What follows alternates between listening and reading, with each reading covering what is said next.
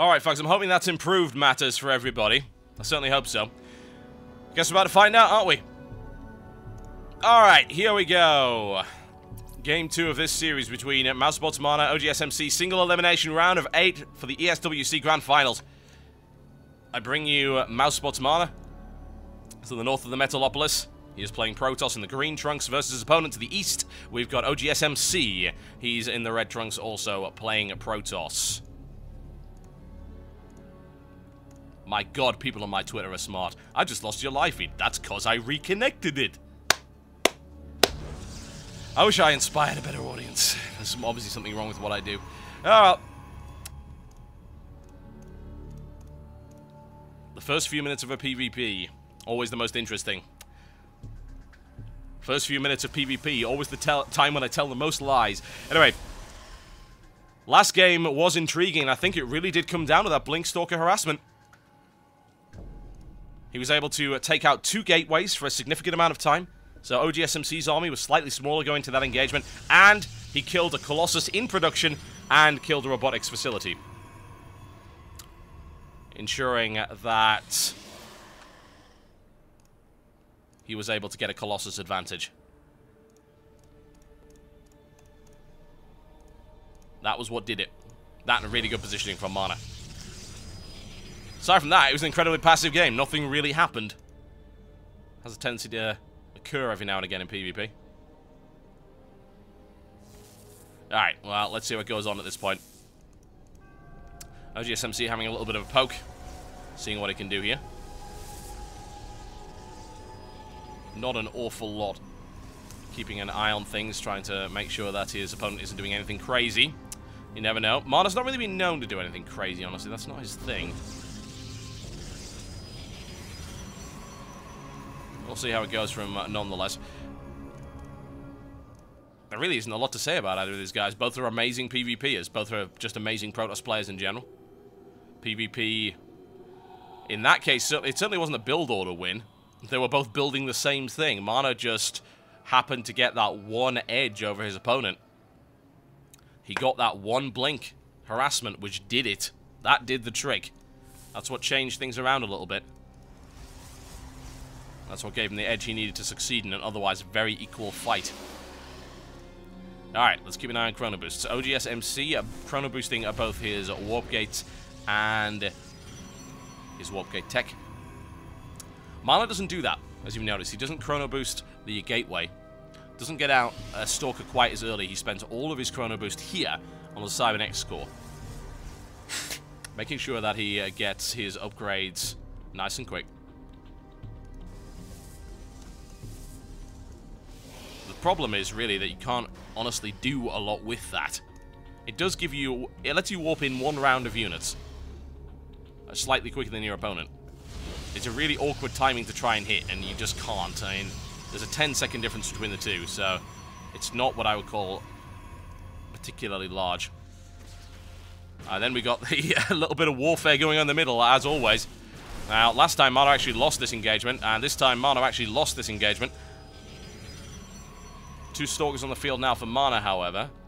If MC is caught out of position and Mana is able to flank around that, he actually misses it completely. Now nuking down that single Stalker, and OGSMC's forces out of position. Can he get there? Yes, he gets the shot off. Nicely done.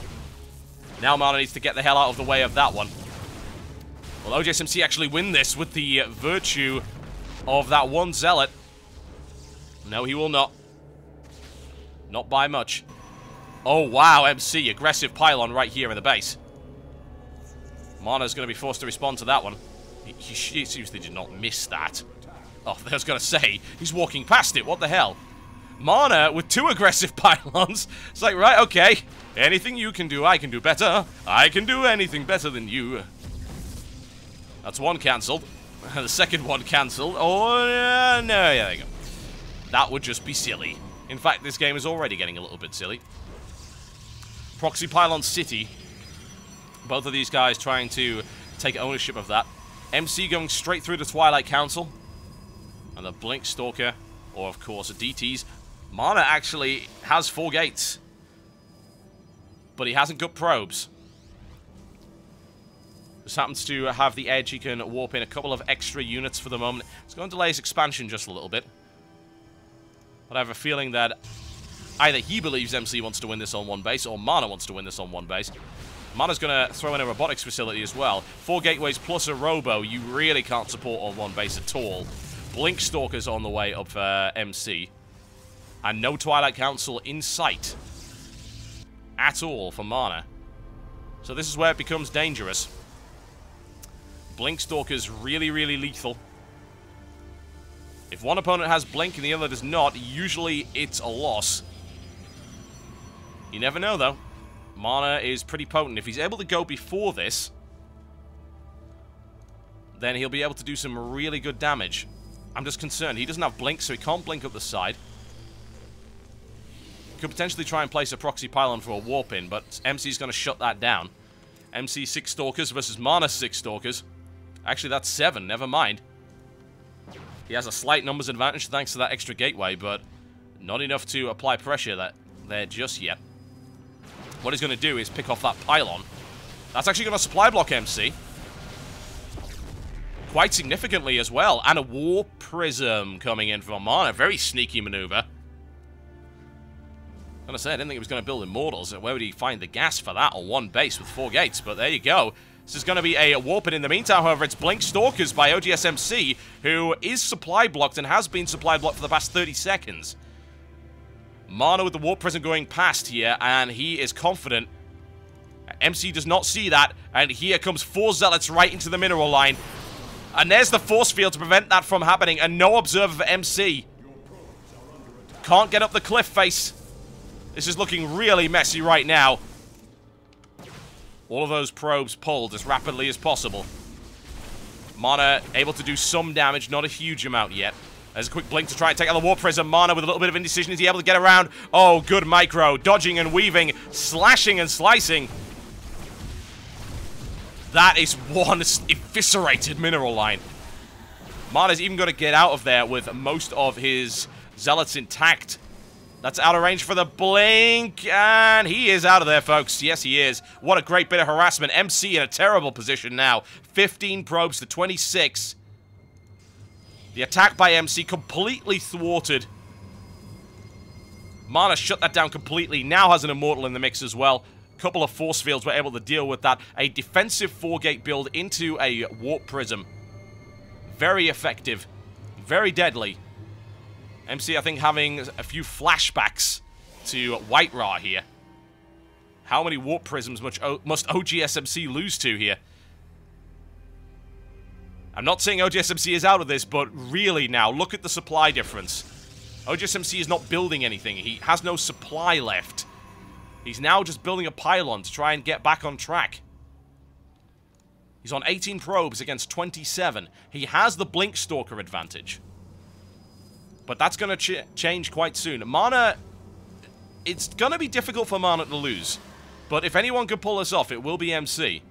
Mana only needs to make one colossal blunder, and then horrible things will happen. MC with his own robotics facility, very, very late here. It's going to be double Immortals on this push for Mana. Scouting around, looking for proxy pylons. MC having a poke, seeing, is there an expansion? No, there isn't. Is there a hidden expansion? No, there isn't. So that means a big push is coming. I have to prepare. Very much a one-base game here. Mana with the edge. Army supply count heavily in Mana's favor. Mostly Stalker Force and 2 Immortals on Mana's side. It's going to rip that apart. And of course, the possibility of Warp Prism harassment in the process. That blink is well on its way here. Oh, nice force field there. The palm tree is MC's worst enemy. Every little bit helps at this stage, and now Mana pushes. MC's going to have some amazing Blink Stalker play and Force Field play to make this work, because he is heavily outnumbered. I don't expect him to survive this push, but if anyone can, it's him. That's the army supply difference. Blink Stalker now available for both. 2 Immortals in that mix, simply a larger army for Mana. He's been plowing it off one base entire time. Oh, a disaster! MC, well, not really a disaster. Hyperbole! MC got supply block there, didn't really matter. Ooh, the Observer taken out. Nice. However, he does have a Warp Prism he can use to blink up there. If he uses that for the visibility, he can get into the base. Nice force field play right there by MC. Warp Prism is going down. A mass blink there by Mana. And this is where it ends one way or the other, perhaps. MC is holding this with excellent force fields, but a quick blink right there. What's the army supply looking like? That's it. MC is still losing this encounter, and the 2 Immortals are in there. An excellent defense by MC, but I don't know what he's got to answer these Immortals. I don't think he really has anything. No, he does not. G to the G. Ladies and gentlemen, MC is out. Mana advances to the round of 4 and a 2-0 sweep. Holy hell. How many favorites will drop like flies today? Mana, the guy who had to play through a 3-way tiebreak in order to get out of his group, has now defeated OGSMC and advanced to the semifinals. Wow. Double wow.